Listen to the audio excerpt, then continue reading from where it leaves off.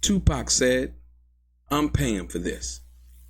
Y'all go where I say y'all go at. Why would he say that in Las Vegas on that night? Oh yeah, let's get into some of the straight game. Life is like some cards. It's not what you dealt, but how you play it.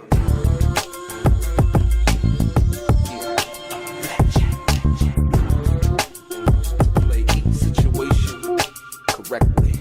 I remember they used to laugh at a brother.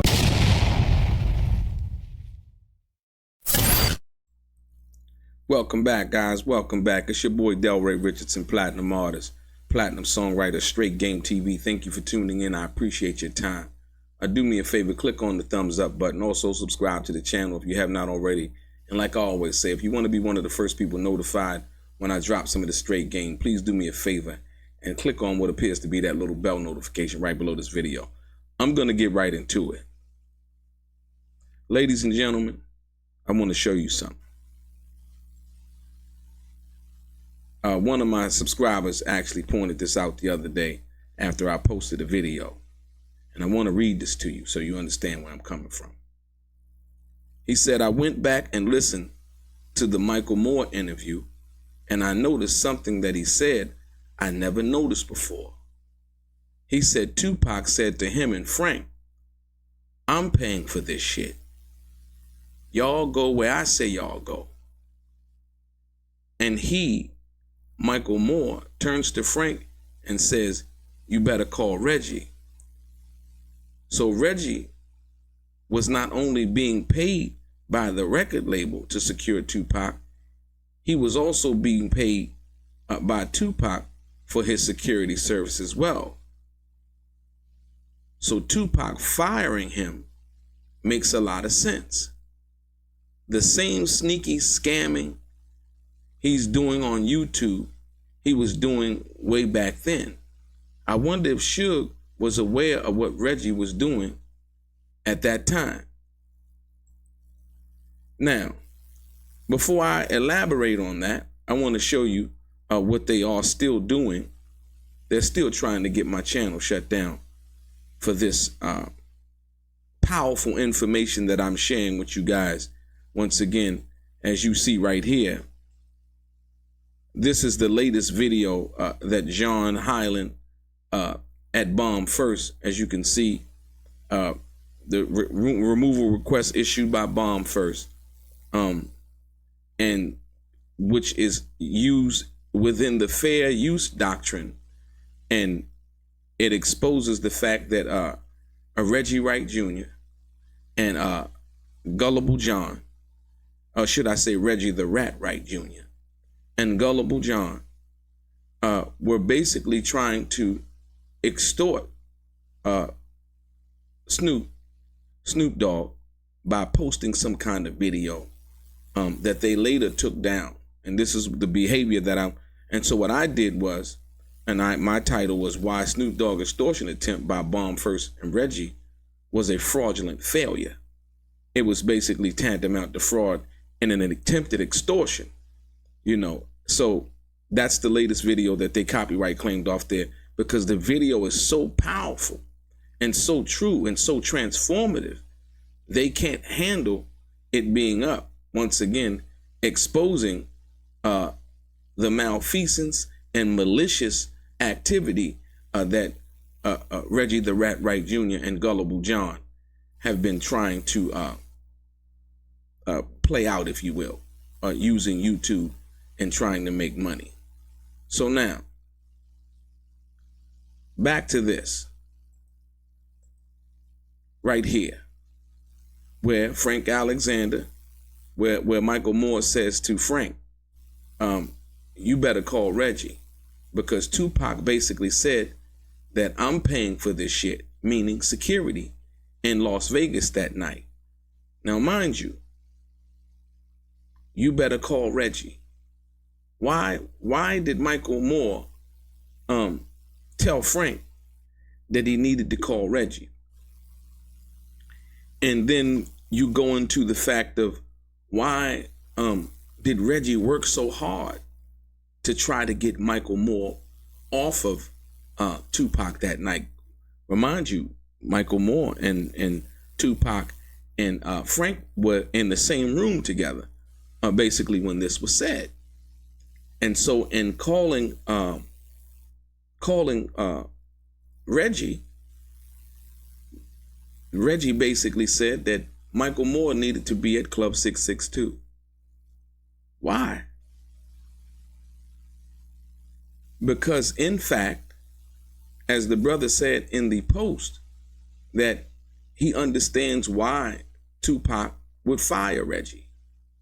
And once again, that goes to show you the outright negligence, the outright sabotage of Tupac's security on that night.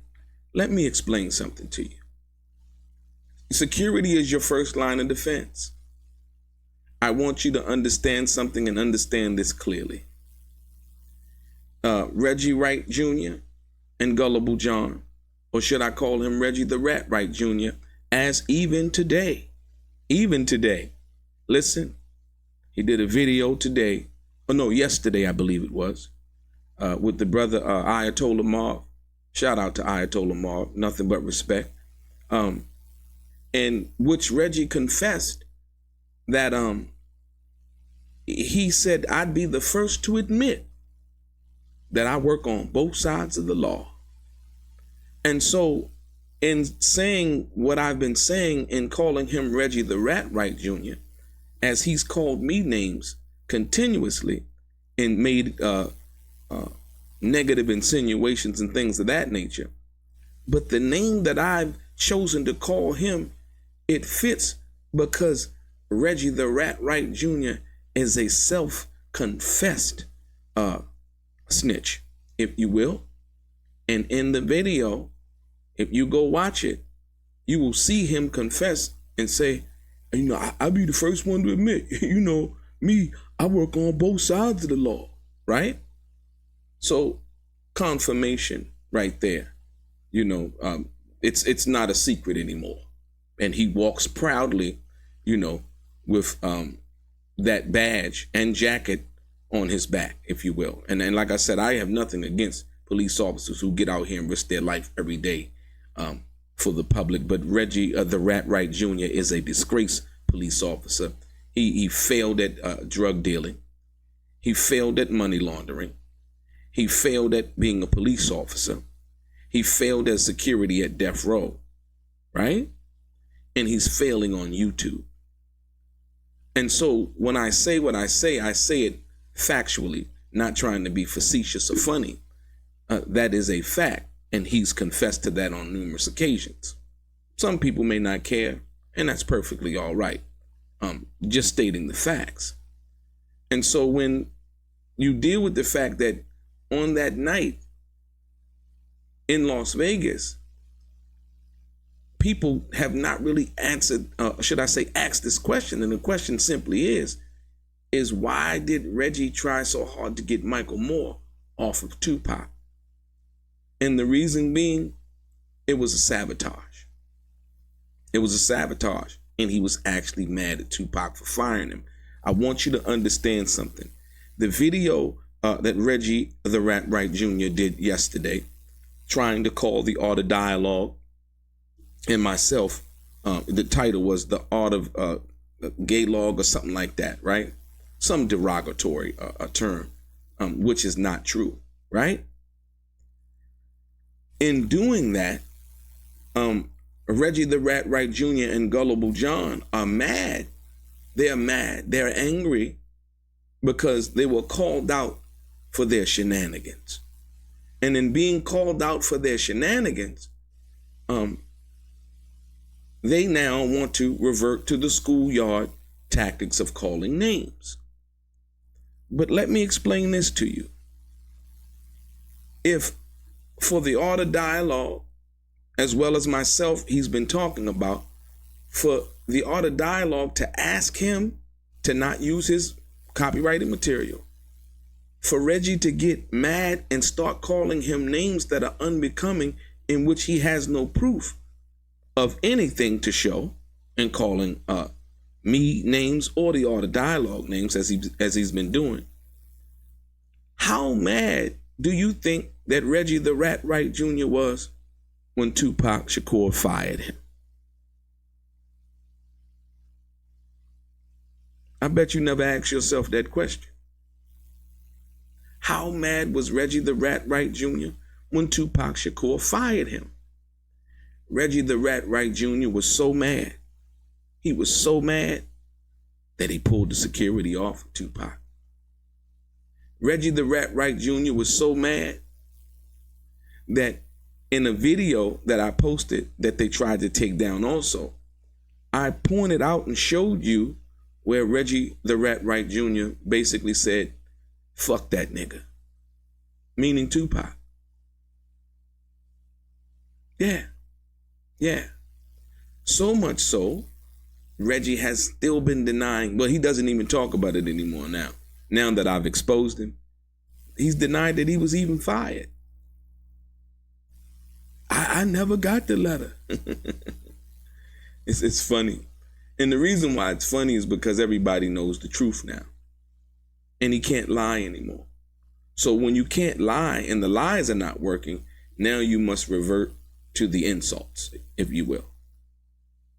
But those aren't working either. Those aren't working. You know, I'm gonna give him, I see your numbers are down.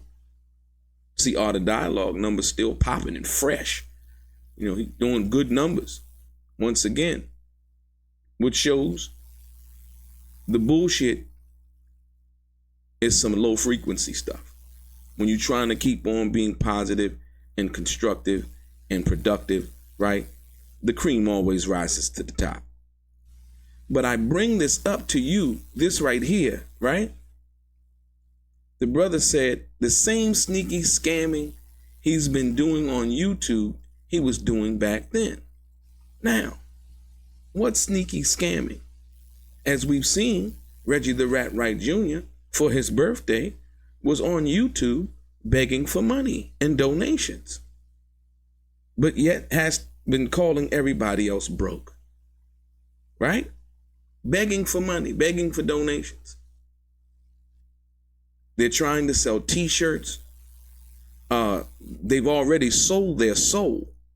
You see, when you understand how this situation works, they've already sold their soul. That's why they're so desperate. That's why they call people names and try to come up with these salacious titles for their videos, hoping that you would watch. But people are finally beginning to catch on. And like I said once again, if it were not for Reggie the Rat Wright Jr., Tupac Shakur would be alive today if Reggie the Rat Wright Jr. did not sabotage his security on that night in Las Vegas. That's why Michael Moore told Frank, need to call Reggie, right? And that's the reason why Michael Moore left and went to Club 662. The reason why is this. The fact of the matter is, remember, Frank had said when he got the letter that was firing Reggie and his security company as his personal security, right? He went and approached Tupac, and Tupac told him what? Nah, nigga, you going with me. Meaning going with him to be his part of his security entourage, if you will, right? See, Michael Moore wasn't secure in that position as Frank was. So you know that Reggie the Rat Wright Jr., right? Him calling Michael Moore, that's why Michael Moore responded. And that's why Frank Alexander didn't respond and he stayed with Tupac. You understand what I'm saying? Because if, let's be clear, when Tupac fired Reggie the Rat Wright Jr.'s personal security, you know, Frank was supposed to be one of them. But Frank wasn't listening to that no more. Frank had just come off a vacation, if you will. So now, Michael Moore left. Frank stayed. If Michael Moore had known and was told what Tupac told Frank, that nah, you going with me, nigga, Michael Moore wouldn't have left. Because Michael Moore knew that his bag would have been secure and his position would have been secure, right? So that's why, think about it. Michael Moore, Frank Alexander on Tupac that night. Reggie tells Michael Moore he needs to be down at Club 662. Yeah. So now at least one person on Tupac.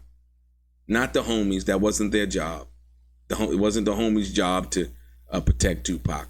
Once again, that the passing the buck. It was Reggie the Rat Wright Jr.'s and his failed security company. So I want to bring this to your attention. Most people haven't been paying attention or even knowing and understanding about this. Like I said, if it was not for Reggie the Rat Wright Jr., Tupac would still be alive. If Reggie the Rat Wright Jr. did not sabotage Tupac Shakur's security on September 7th, 1996. That is a fact. That is a fact. And so all of the name calling against me and the art of dialogue, those are just distractions. And people who feed into them, I guess they feel like they might be entertained by that. None of it's true. I get it. Some people need how they feel better about themselves is to point out people who are really doing things and moving effectively in their community. Reggie, the Rat Wright Jr. is a loser. He's never done anything. He's never really accomplished anything. And this YouTube thing is basically all he has. He can't do anything else. What can he do? I mean, he probably can do some other things, but nah. They already took the money. They already took the money. And so now it's a scramble. It's a scramble. I gotta find somebody I could talk about and call them names, and the people who are intelligent individuals are catching on to that. It's not working. The YouTube algorithm is catching on to that. It's not working. So unless you can come and articulate some kind of real information, then it's doomed to fail anyway. You see?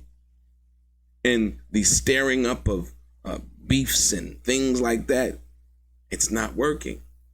It's not working. See, everything that John Highland, a.k.a. Gullible John, has been stolen from the culture that we call hip hop, right? A culture that I'm firmly planted in. You understand what I'm saying? And so he has done nothing but use, and Reggie has allowed himself to be used, right? To exploit the worst of our community, if you will. I wouldn't even say hip hop, of African Americans, if you will.